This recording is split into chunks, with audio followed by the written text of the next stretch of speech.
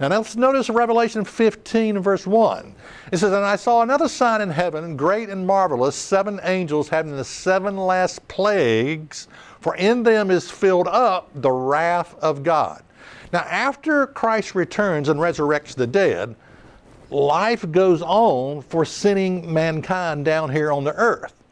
So you can call what I've just explained, you can call it the rapture. I call it a resurrection is what I call it. But what you need to understand is life goes on down here for mankind, sinning mankind, and the 7 vials referred to as the wrath of God are poured out on mankind.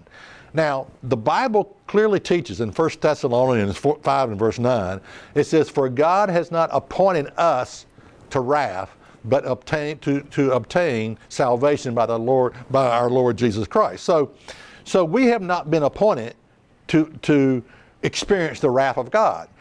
And that's why I believe that the resurrection by this time has taken place, and we are with Christ at this time, as the 7 vials called the wrath of God are poured out on mankind. Now, what will the wrath of God be like? Well, there's 7 vials, and it's not a pretty sight. I have a little chart here. Now you can order this chart and I'll send it to you free of charge. That will help you understand the book of Revelation. I mean, it's an incredible help. It will also tell you where the insert chapters are at. You need to know where the insert chapters are at in the book of Revelation in order that it reads like a story flow. Without knowing where these insert chapters are at, you will never understand the book of Revelation. So I can send this little chart to you free of charge, but it's a powerful explanation of the book of Revelation.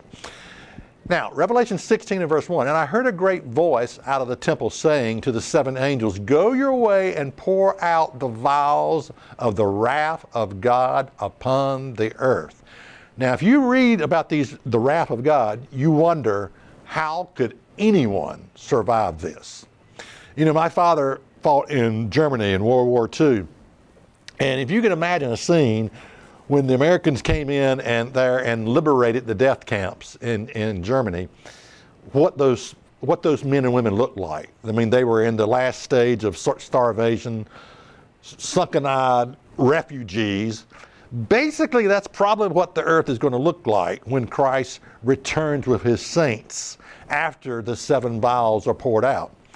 Now, Ezekiel 5 and verse 12 will say, "A third part of these shall die with the pestilence, and with famine shall they be consumed in the midst of thee, and a third part shall fall by the sword round about thee, and I will scatter a third part into all the winds. I will draw out a sword after them." So as sickening as it may be, imagine a world of only about a tithe of people left, 10%. You know, when Christ returns with his saints to this earth to set things right. You know, there are 8 billion people on the earth right now, so a tithe, 10% would be 800 million people at the end of the 7 vials being poured out, called the wrath of God. Now, what happens next? Well, what happens next is very exciting. Check us out on the web at isthatreallyinthebible.com.